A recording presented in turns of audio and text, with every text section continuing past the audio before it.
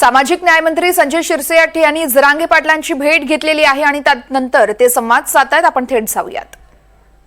काही लोकांची भावना आहेत, असं नसावं ना. भूमिका स्पष्ट आहे ना. आम्ही काही कुणाच्या ताटातलं घेत नाही, या ताटातलं त्या ताटात टाकत नाही. जे ऍक्च्युअली आहे ते देण्याचा प्रयत्न सरकारने केलाय, म्हणून याच्यावर जास्त आम्ही भाष्य करत नाही. दुसरा एक नवीन अधिनियम कायदा आलेला आहे.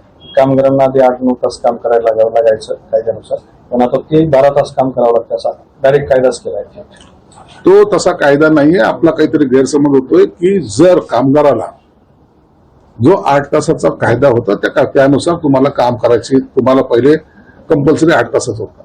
जर त्याला 12 तास काम करायचं असेल तर तो 4 तासाचा जो अवधी आहे त्या 4 तासाच्या अवधीचा डबल पगार त्यांना देणं कंपल्सरी आहे. मधल्या काळामध्ये त्याला रेस्ट म्हणून 1 तासाची सुट्टी देणं गरजेचं आहे. अनेक त्याच्यामध्ये फेरबदल झालेले आहेत. महिलांसाठी सुद्धा त्यामध्ये तुम्हाला नाईट शिफ्ट करता येते असं सुद्धा प्रावधान आहे. म्हणून त्या अनेक गोष्टी त्या कायद्यामध्ये सामावून घेतलेल्या आहेत. यासाठी केलेलं आहे की इतर राज्यांनी तो कायदा अस्तित्वात आणलेला आहे, त्याची अंमलबजावणी केलेली आहे.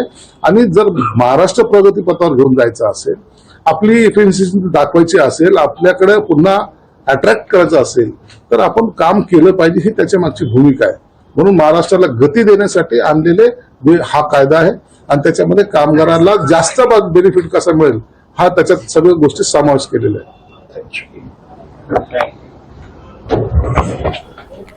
तर जरांगे पाटील यांच्या भेटीनंतर आपण पाहतोय संजय शिरसाट हे माध्यमांसोबत बोलत आहेत. अंबादास दानवे यांनी देखील अगदी काही वेळापूर्वी जरांगे पाटील यांची भेट घेतलेली आहे. शिरसाट यांनी जरांगेंच्या तब्येतीची विचारपूस केली, त्यांना काळजी घेण्याचं आवाहन देखील केलेलं आहे. आणि ही दृश्य आपण पाहतोय छत्रपती संभाजीनगर मधील गॅलेक्सी रुग्णालयामध्ये जरांगे पाटील यांच्यावरती गेल्या 2 दिवसांपासून उपचार केले जात आहेत. त्यांनी उपोषण केल्यानं त्यांची प्रकृती कुठेतरी खालावली होती आणि त्यानंतर आता डॉक्टरांच्या निगराणीखाली जरांगे पाटील यांच्यावरती हे उपचार सुरू असताना सामाजिक न्याय मंत्री संजय शिरसाट यांनी जरांगे पाटलांची भेट घेतलेली आहे. आणि अगदी काही वेळापूर्वी अंबादास दानवे हे देखील या ठिकाणी पोहोचले होते आणि त्यांनी जरांगेंची भेट घेतली होती.